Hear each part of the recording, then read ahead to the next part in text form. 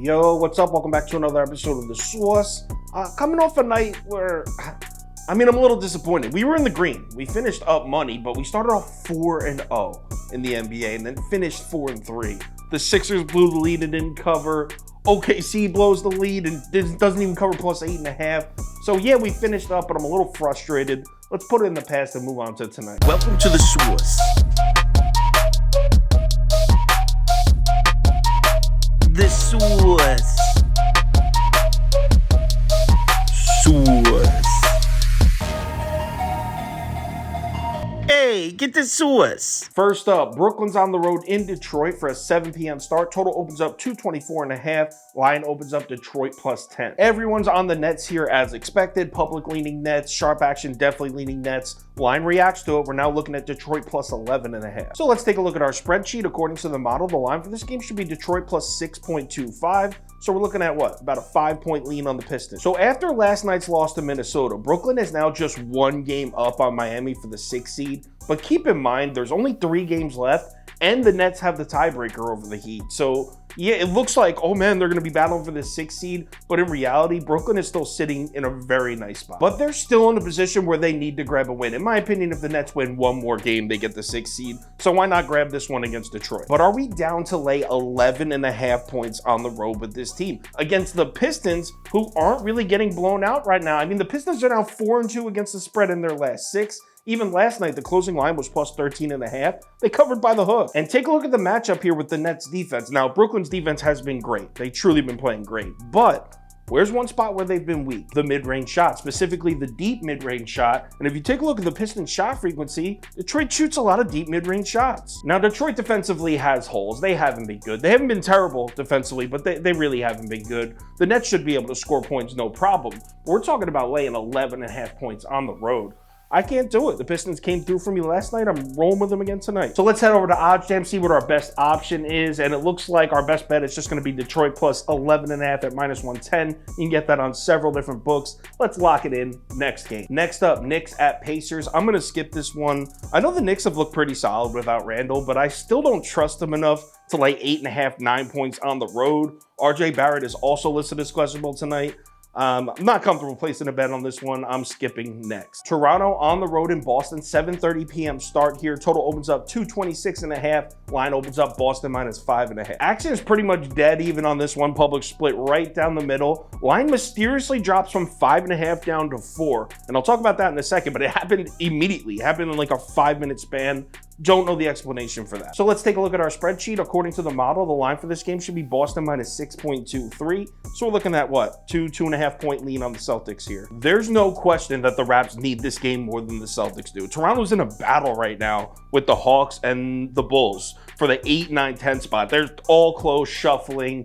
They need to win games. Celtics, on the other hand, after last night's loss to Philly, I'm pretty sure Milwaukee now clinched the 1 seed, or they basically clinched it. So I don't know how motivated the Celtics are going to be. Technically, the Sixers still could jump Boston for the 2 seed, but even that's pretty unrealistic. That sudden line movement scares me here. It makes me think someone's sitting. It didn't gradually go down. It wasn't like 5.5, 5, 4.5, 4. It dropped from 5.5 straight to 4 on most books in like a 60-second span. So I'm hesitant to give out bets for this game if they're just going to hit us with a huge injury update in an hour. That being said, I do have a couple angles here. Fred VanVleet under 19.5 points. I know I don't do a ton of props, but I like this one. Look at Boston's defense by shot zone here. This is the last 5 games and the last 10 games.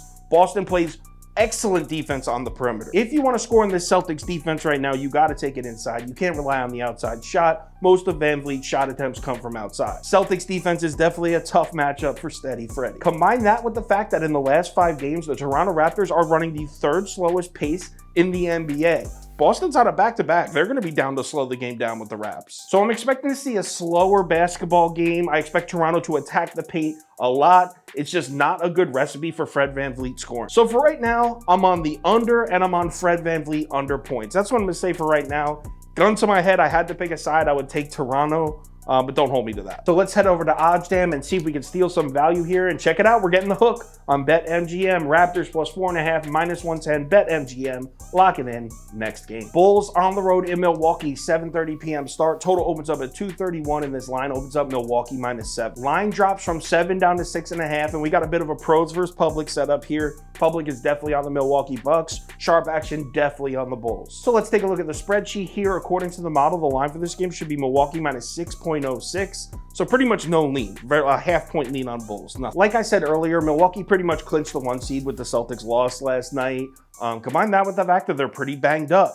Javon Carter's questionable. Grayson Allen out. Pat Connaughton doubtful. Chris Middleton's banged up too, but he's listed as probable. So my first instinct is, oh, we got to bet the Bulls here. You got the Bucks clinching the 1 seed, dealing with injuries. They're going to want to take it easy. You got the Bulls in a deadlock, heated playoff seeding battle with the Hawks and the Raptors. Got to bet the Bulls here, right? And it gets even deeper. Look at the Bucks' defensive numbers protecting the basket from the last 5 or 10 games. They've done a terrible job of protecting the rim. And you might be thinking, yo, Kyle, how's that even possible? They have Giannis and Brook Lopez, arguably the best defensive 4 and 5 combination in the NBA. How are they getting torched at the basket? All it takes is a couple bigs that can hit their outside shots to stand on the perimeter, make Giannis and Lopez have to park 20 feet from the basket, opens the paint right up. Bucks have really been struggling to keep slashing wings out of the paint. So do the Bulls have anyone on their roster that fits that description?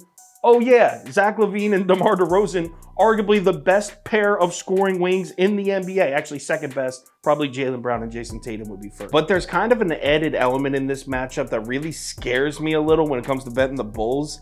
These two teams can very well be playing in about a week and a half in the first round. You got to think Miami's going to grab the 7 seed, right? But 8 through 10, Chicago, Atlanta, Toronto, out of those 3 teams, if we're going by the last month, I would have to say the Bulls would probably be my pick to grab the 8 seed. Does Milwaukee really want to come out tonight and take it easy and possibly get beat by the Bulls and give this team confidence going into the first round? You would think they just want to annihilate them, remove all hope from this team. You're getting swept, drill it into their heads. I'm definitely reaching a little with that, but it was something I thought about. Look, I'm taking the Bulls. I just don't love it because of that aspect. It won't be a huge bet, but I'm going to be on Chicago here. So let's head over to OddsJam, try to steal some value here and check it out. We're getting the hook. Bulls plus 7.5 at -110 on Caesars and Bet365. It's Bulls plus 7. I don't know why I said 7.5. Bulls plus 7. My bad, I need another coffee. Next up is Wizard at Hawks. I'm skipping this one. Did you see this injury report? Look at this. Bradley Beal, Monte Morris, Delon Wright, Kyle Kuzma, Kristaps Porzingis, all questionable for the Wizards. That's 4 out of their 5 starters and their 6th man. On the Hawks side, Trae Young questionable, DeAndre Hunter questionable. Yeah, I'm skipping it. Next. Update. So every single player I listed for the Wizards that was questionable, there was 5 of them, all out.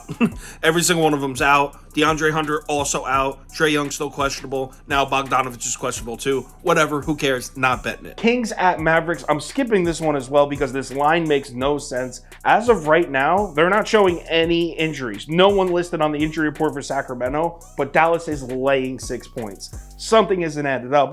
I'm waiting for news on this one next. Battle of LA, Lakers, Clips, 10 p.m. start. Total opens up at 230.5. Line opens up Clips -2. Sharp action is all over the Clippers here, and the books react to it. The line moves up to 4.5. Actually, I saw it on some books. They got it up at 5 now. Let's take a quick look at our spreadsheet. According to the model, the line for this game should be Clips -0.12. So basically a pick 'em. So we're looking at a 5-point lean on the Lakers here. Obviously, elephant in the room, Lakers just played an overtime game last night. They beat the Jazz. I think it was 135-133 in overtime. Clippers have had 3 full days off.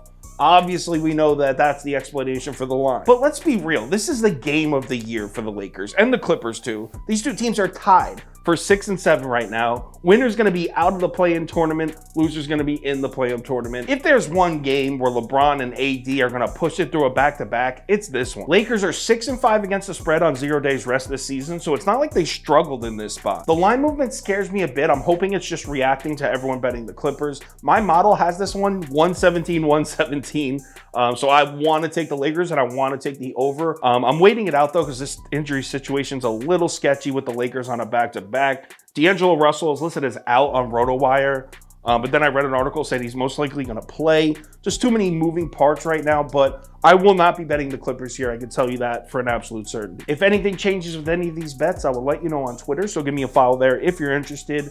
Also, if you want the final tickets I put out, which has my top bets, parlay of the day, and a list of every bet I'm making with the amount next to it. If you're interested in that stuff, just head over to KyleKirms.com or download the Sauce Network app. All right, NBA Wednesday, not exactly a loaded slate, but we're having a good week, having a good couple days here. Let's keep it rolling. Remember to bet responsibly, and I will talk to you on Twitter.